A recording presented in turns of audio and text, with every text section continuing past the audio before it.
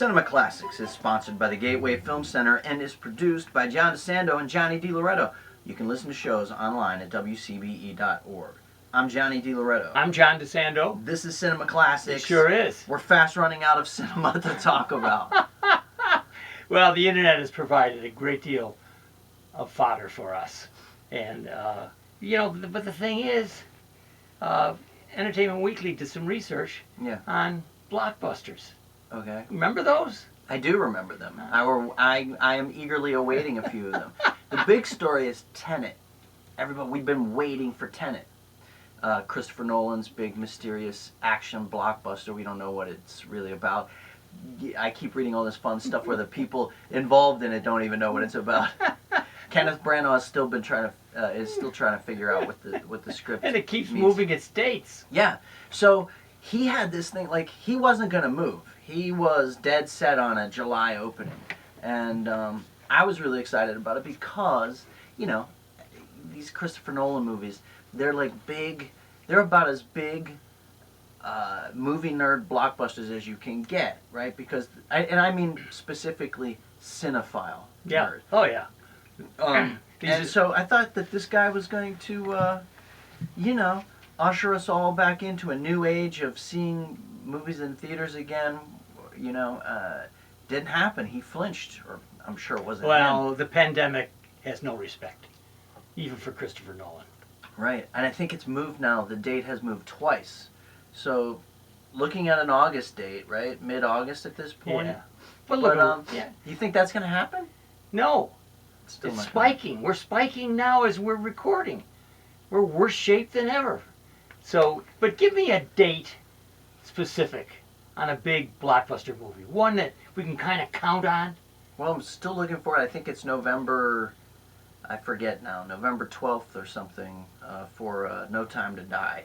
Okay. That is the one that I'm hoping remains unaffected by these. I hope by that point we can all just get, I can't, I'm now, a couple months ago we talked about this. I wasn't too worried about movie theaters and the movie-going experience. Now I'm getting a little worried about it. Me too. It's weird because we wanted to talk about the movies that are being kicked around. So there's No Time to Die, which is at this point set in mid-November. Maverick is still December, right? And I think that's a big one, December 23rd. Yeah.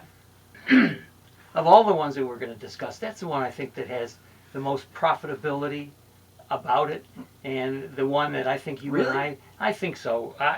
I'm looking at the rest of them, and I can't see any that has well. Even No Time to Die. This is Craig's send-off. I know. Everybody was so excited. Now the build-up is crazy for it. Yeah, you're right. I think those two movies for sure. Christopher Nolan is a roll of the dice. Mm-hmm. I love that. I still love the idea of his film being the one that brings everybody back to theaters. And I did want to talk a little bit about how you think as a moviegoer, somebody who's frequented movie theaters. And, we go all the time to the Gateway Film Center. It doesn't seem, I guess I don't understand why movie theaters can't reopen. Let me explain.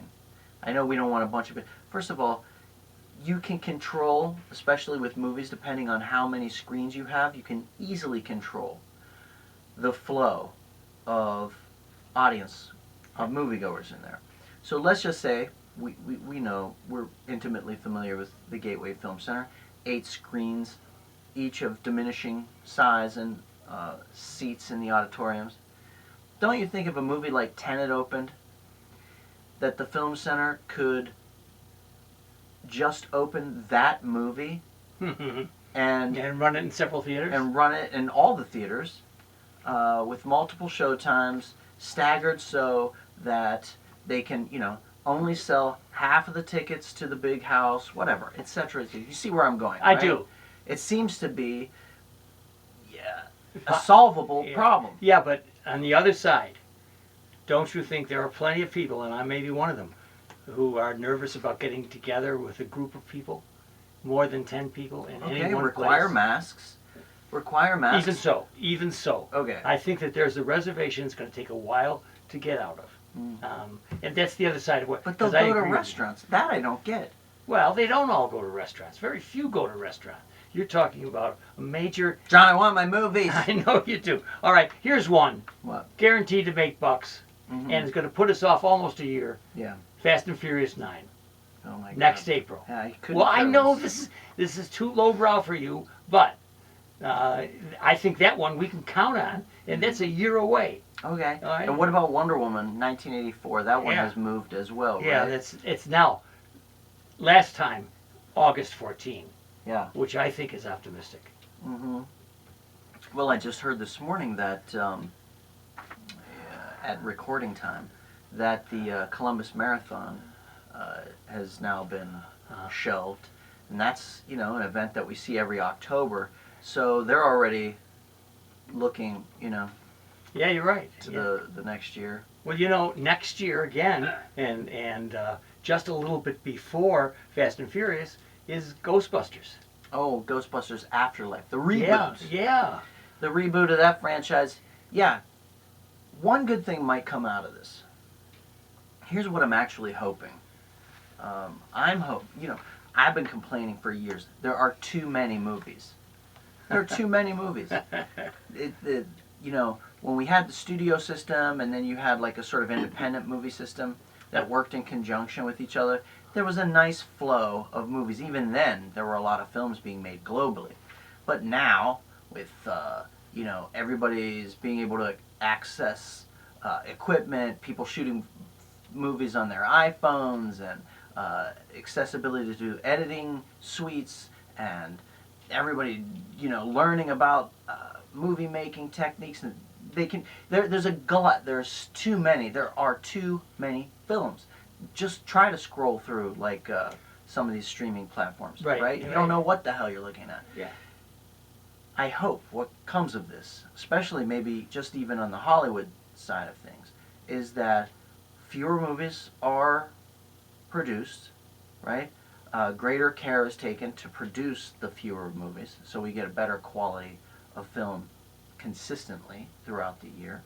And that trickles down. So smaller productions, I look on Netflix and there's like 100 things are being, like, they just slap stuff on, if it has a modicum of kind of like production veneer on it, they'll slap the Netflix imprimatur on it, put it on there.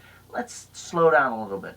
Let's be a little more discerning in what we're producing and trickling out to audiences. But I think you certainly made the case for more movies because it's easier to make movies.